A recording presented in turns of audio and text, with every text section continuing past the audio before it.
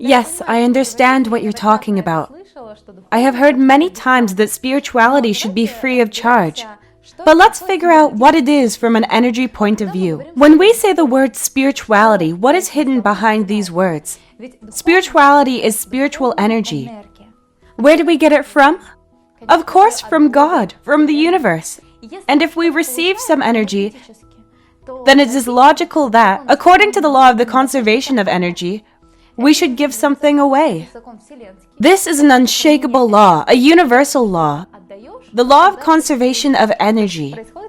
If you give something, then you get something in return. That is, there is an energy exchange. And how can we want to get something without wanting to give something in return? It's very selfish, don't you think? That's how people with great possessiveness usually think. This is the thinking of businessmen or people who are used to taking advantage of everything. I want to get something, but I don't want to give anything in return. There is an ancient parable that perfectly reflects the very law of sacrifice that we are talking about now. Do you want me to tell you? Excellent. Then imagine the following situation. There is a teacher, and next to him are his students. In his hands, there is a glass with dirty, muddy water. The glass itself is also covered with dirt. The teacher takes some clean water and pours it into the dirty one. Naturally, the water overflows over the edges, remaining dirty and muddy. He asks his students, "Will you drink it?" They say no. He says, "That's good." He pours some water out of the glass, then takes some clean water and fills half of the glass. The water is still muddy and dirty. He offers it to the students, but they all refuse. He empties the glass and pours some clean water into that dirty glass. The water becomes dirty still because the glass is dirty after all. He offers them a drink and they say they would probably agree if they were very thirsty. Then he empties the glass again, washes it, takes some clean water and pours crystal clear water into the glass. Of course, everyone agrees to drink it. Would you drink it? Clean or dirty? Which would you choose? What does this parable tell us? It tells us that we cannot get something good without getting rid of the dirt that already exists. I think you have noticed that our external world in which we live is quite aggressive. There are constant conflicts and wars. People are constantly trying to snatch something from one another. Even this very wording that spiritually should be free of charge speaks of the mercantile nature of the world in which we live. Do you understand? That is why in this world we want to receive something all the time without giving anything in return. And being in this aggressive, dirty environment, unfortunately, we always get dirty. That's why by the end of the day, you may feel bad. This is where stress, fatigue, nervous breakdown, and depression come from. All this comes from the pollution of the emotional energy background in which we live. This pollutes our energy field and our aura. Hence, all diseases, quarrels, and conflicts arise too, by the way. So if you want to receive pure spiritual energy, like this pure water that the teacher offered, then you need to pour out all the negativity. What is it that you can give away? It's not necessarily money. The sacrifice can be absolutely anything. I can tell you about it a little later. The most important thing we need to understand is that if you fill a person who is already full, it just won't go inside. Do you understand? This is the law of sacrifice. You get as much as you give. This is a universal law. It is impossible to deny. But you can give not only money. First of all, we give our efforts. But this is a slightly different story. I want to give you an example. A situation that happened to one of our students.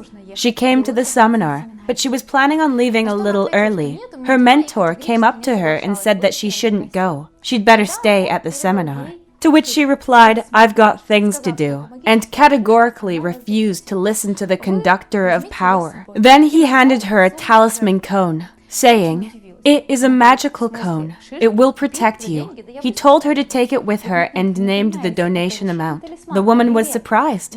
She said, "What do you mean? I need to buy a pine cone for money?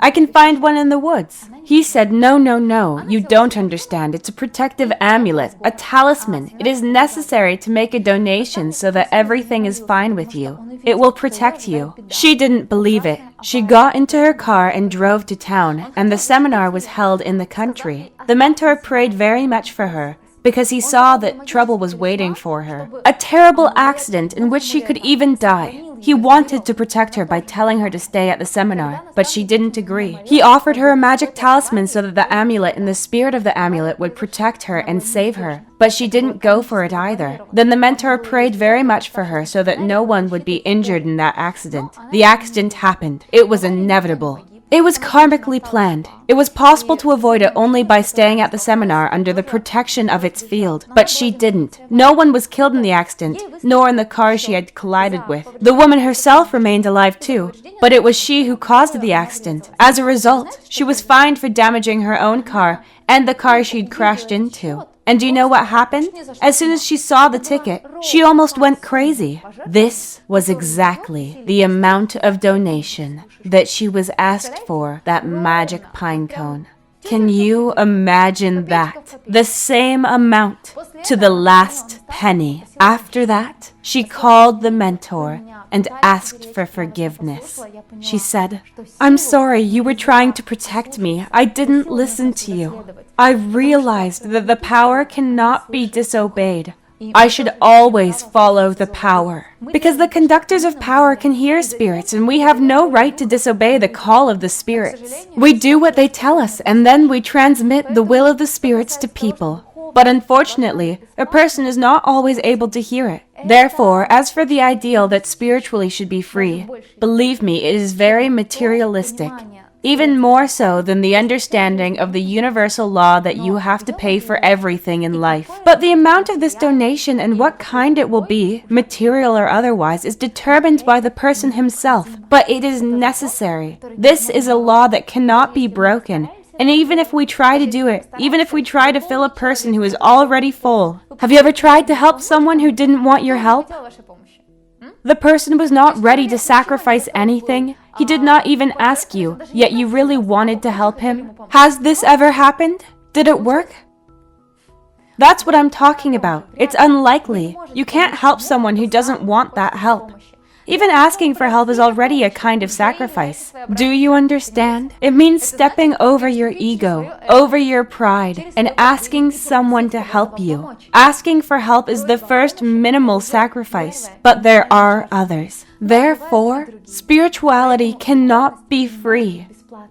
To receive clean energy, you must give away other energy that you have, more dirty energy. Only then does the correct energy take its place. If you liked this video or found it interesting, please leave a like. I will know that such topics are important to you, and I will record more such videos. And, of course, subscribe to the channel and ring the bell, because there will be more videos. Stay tuned to learn about all the new videos that we post to our channel.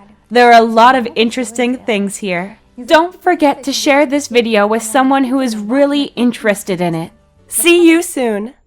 Dear, you've received a lot of useful information from this video. It's time to apply this knowledge and enjoy the gorgeous changes in your life. It is after practicing in the circle of women of power that wealth, health, and true love will come into your life. Sign up for workshops and group classes. Become happy. You will find more spiritual practices, music for meditation, and esoteric knowledge on our website, amazon1.org, and on my social networks, the links to which you can now see on the screen. Welcome. We are waiting for you.